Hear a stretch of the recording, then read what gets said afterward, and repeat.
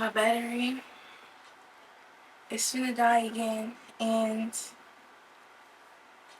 my battery is gonna die again. And as you can see, um, we've gotten to the point in the makeup look where I actually don't care anymore, and I really like this, and I think I look exactly how I look in my head. Yep. And I'm happy with this. I am happy with this. Let me see if I could like speed rush through the rest of the 24. The eighth thing I learned being 24 years old is that your path cannot be defined by society and the paths that have come before you. It could be a roadmap, it could even be a loose guide, but you cannot follow it verbatim and think that it will lead to your destination. Unless your destination is, realizing you fucked up. Number 9, independence is a virtue. And when I say independence, I mean independence of like reality, independence of thought, independence of these like unspoken, spoken norms and beliefs and systems and politics and all that, whatever. Independence of that sovereignty, real sovereignty. Sovereignty is not paper. Yeah. Number 10, the 10th thing I've learned is that I don't necessarily know what I'm supposed to do, but I know that I am going to be of use to the world, and I know that I am of use to the world. I know that I do have purpose. I know that I do serve a purpose. I don't know what the purpose is, but the 10th thing I've learned since turning 24 is that I don't necessarily need to know how I'm being used as a vessel or, you know, or as whatever. And sometimes I could be being used as the villain because some people need to get slaps. Some people need to get put in their place. Some people do shit and they need to get checked. Like, it's not okay. Why are you acting like that? I've been told I have a really like stern mother energy, but some people need to be put in their place and you need to tell them like no. So I could even play the villain, and I will play the villain in a lot of people's stories, but I know I have a purpose and I want to be used and I will be used and I am useful. Um, so yeah, the 11th thing I've learned is that our senses are really limiting. Touch, taste, sight, hearing, smell. It's very limiting. The fact that it's colors outside of the spectrum that we cannot see should let you know how limited our physical reality really is. And not to get all hippy dippy shit, but like I like physics and I like quantum physics. I like things like that. And when you get into quantum physics and you get into like physics period and like philosophers, the whole study they had of life and what life was, and I don't even know what I was saying. What was 10? 11? I don't know. That was 11. I like physics, and when you get into physics, like physics is basically trying to understand what the fuck is going on. And psychedelics kind of is a gateway to what the fuck is going on. So like them two together is like, and a lot of famous physicists took psychedelics. Like what was his name? Albert Einstein. He was high as hell. Don't nobody want to talk about it. I think it's interesting. I think it's pretty fucking interesting that Albert Einstein was eating boatloads of acid and taking a bunch of fucking LSD and eating mushrooms and figuring out gravity and shit like that, Because, oh, that was 11. our senses are really limiting, and we come into this world thinking that what we see, and it's crazy, that ties back into the first thing I said, everything is not what it seems. This is a very physical reality. So when we come into this world, we come with something that is not of this reality, and that's our discernment and our intuition, our soul, whatever you want to call it. You know, kids know when someone is bad or dangerous. You don't have to tell them. That is not from this world. But what is from this world is your sight, your hearing, your tasting. All of these things are from this world, but they're not necessarily real because we are only experiencing a very small spectrum of it. Um, that's insane. So if you're only going off of what you can see, hear, smell, and taste, it's a lot of shit going on. In between that, it's a lot of shit going on in between that. My camera is gonna die, but I don't want to keep having to get up, and maybe I could like set this up some kind of way. Okay, yeah, I can see if it's recording. Girl, look at me. It's still recording, and I can see it. I don't have to. I don't have to keep standing up. So, yeah, it's a whole lot of shit going on in between your sight, your hearing, your smell, your touch, girl. It's whole other worlds going on in between that shit. So if that's all you using, that's the world you're gonna be living in.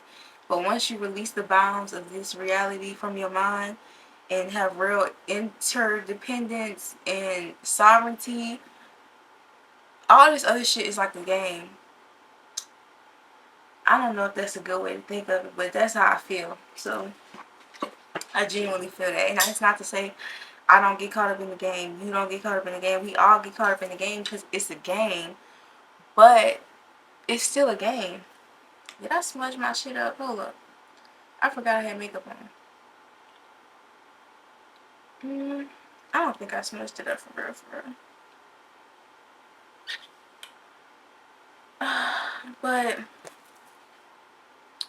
I need to watch what I'm doing with my hands. Because I did not set my makeup because I don't have no setting spray, girl. That's just real life. Whatever. Who gives a fuck? I'm gonna wipe this shit off in under 12 hours. And that's why I said I got to the point where I don't care. And I knew it. If I told y'all once the shit dissolved, I'm not going to care. I'm not going to give a fuck. And I don't. I don't give a fuck. No matter how much I try to make myself give a fuck. I see why the Egyptians' eyeliner was sloppy and black and runny. Because, girl, I'm sipping on this Blue Lotus tea. I'm feeling good. I fuck this eyeliner right now, you know? But, yeah, that's how you get that's how you get real independence and real sovereignty and all that shit, is releasing yourself from the physical constraints of this actual hell. But whatever. Number 12, the 12th thing I learned since being 24 is that life is what you make it. Because life is what you make it. And I have tested this theory so many times. I'll do something that I would initially perceive as bad, and I'll flip it and be like, no, but you should be grateful, you know, because of this, that, and that. And then all of a sudden, gratitude is being experienced because it wasn't necessarily the situation, it was the way I was perceiving the situation. And sometimes I'm able to pull myself out of it. Not all the time. Sometimes I get mad, I get road rage, I get pissed. Look, the circle of life, you know, but you know, it's a game, so whatever. 12, or was that 12? 13. 13 thing I've learned is that you have to know yourself. Like, and yes, I'm young, so I obviously have a lot of exploring to do left. But I still know myself very, very, very deeply, deeply enough to know who can play with me and who can't. I don't know if y'all know who can play with y'all and who can't play with y'all, but I know who can and can't play with me. So yeah, I may only be 24, that's fine. But I promise you, baby, you just have to know yourself. Like, it's certain things I can do all. I can do that and whatever which I put my mind to. but certain things are easier. And if this is just a game and I'm just a character, why not pick the easiest thing? That's not to say like you should do that completely in life, but the things that come the easiest and flow the easiest to you, you should pursue them in some ways. You know, I was going to be a makeup artist when I was a teenager. I was good at it. It was an outlet of my expression. But I realized it was just an outlet of expression. It wasn't, I didn't care. I actually hate the business side of makeup. I hate the business side of artistry. But I have to be a part of it. And I realized that even though I can not be a makeup artist, the business side of creativity does not disappear, and I have to deal with it no matter what. So I went on a tangent. My point is, girl, what is the point? I don't know. Number 13, know yourself. You gotta know yourself. Makeup was a form of expression for me, and because it was my only outlet at the time, I was able to cling on to it like it was a real passion. But girl, that's not no passion. And I am good at it. And some things you're good at, but that don't mean that it should be, your main goal, your main focus. You gotta know yourself, know what you want. I like all things. Look at me. Look at me right now. Like, honestly, look at me. I love all things art. So makeup is just one avenue. Painting is, I have paintings around my room of things I've painted. My partner has painted. I crochet. I've sewn. I did hair. I do hair. I do my hair. But I did do other people's hair. I still do sometimes. I love films. I love music. I love all forms of art. I am an artist in and out. And when I didn't understand that, I was able to cling on to parts of my artistry because they were allowed expression, like makeup. I was allowed a form of expression through the makeup. I was allowed an avenue of expression. So I took it. But knowing myself was knowing that there was something further than that. Like, that was not the end all be all. I never looked at the makeup artist career and was like, that's what I want to do for the rest of my life. I actually haven't looked at many careers and thought to myself, I want to do that until I die. Except for one.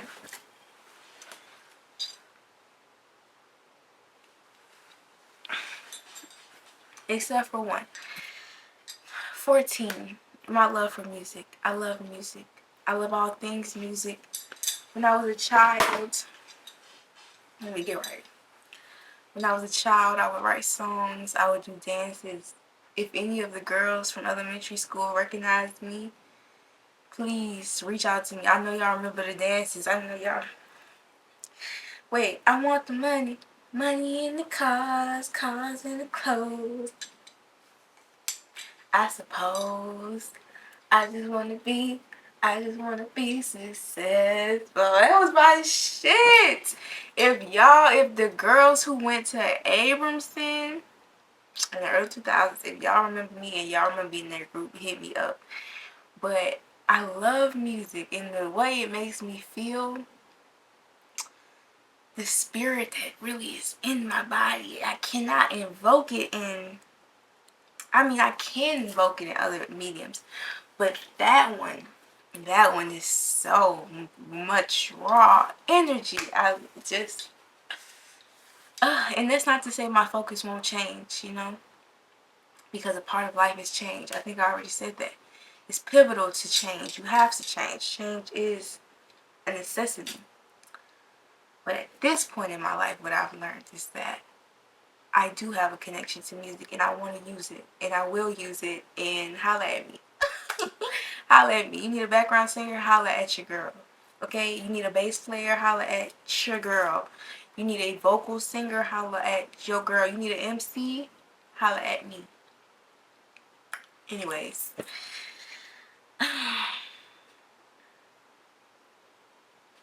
Number 15. Number 15. My birthday's on the 15th. This is the 15th thing I've learned since I've been 24. What is it? Let's be profound. What do I have? Money is not important. That's not what I wanted to hear, but that's actually not the card I wanted to come up, but it's true. Money's not important. And I think being in your 20s really makes you establish some type of relationship with money, girl, whether it's good or bad. You talking to that motherfucker like y'all are a thing. And I'm pretty sure that the average experience for 20-year-olds is to not have money, even when you come from wealthy parents, because you just don't want to, you want to be able to provide for yourself. So unless you're a lazy bum, I'm not, who probably won't be watching this video, but yeah, money is not important, and I don't value people more or less based on what money they have. I don't, you know,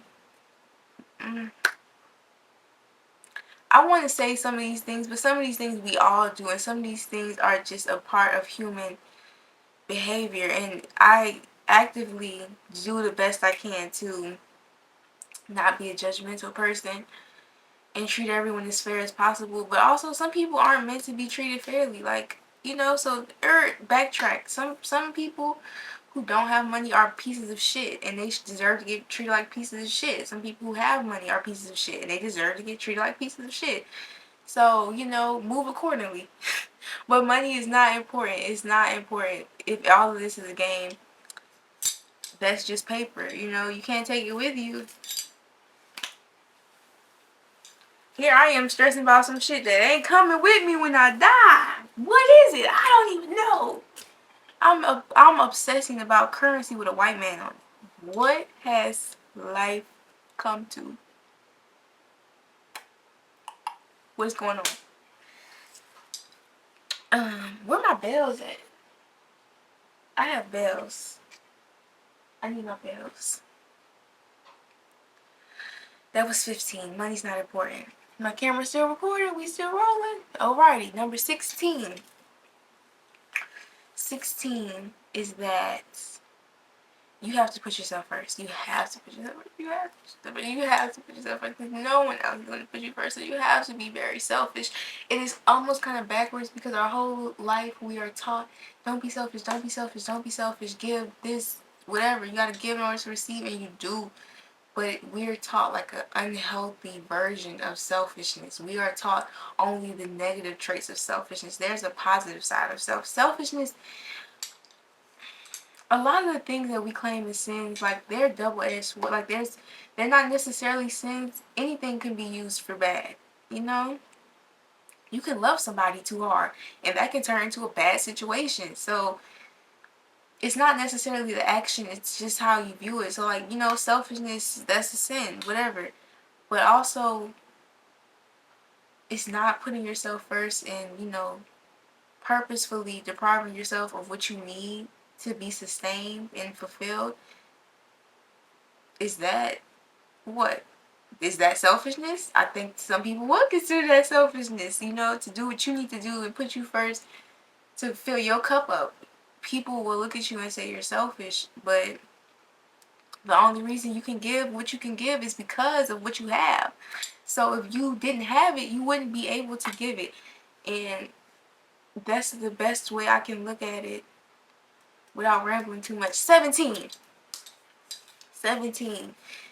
Be yourself, bro. And I mean that. Look at me. I'm not going to say what I look like because I don't know what I look like. To be quite honest, I don't like looking at myself when I record because I feel like it takes me out of the moment. It does take me out of the moment. It makes me want to perform even more than I already have to because the camera's in my face. But look at me. I'm wearing my muumuu. I'm 24. It's literally my birthday. My heart is pounding so hard. I'm on acid. I got a fucking black dot on my forehead. I wanted to get some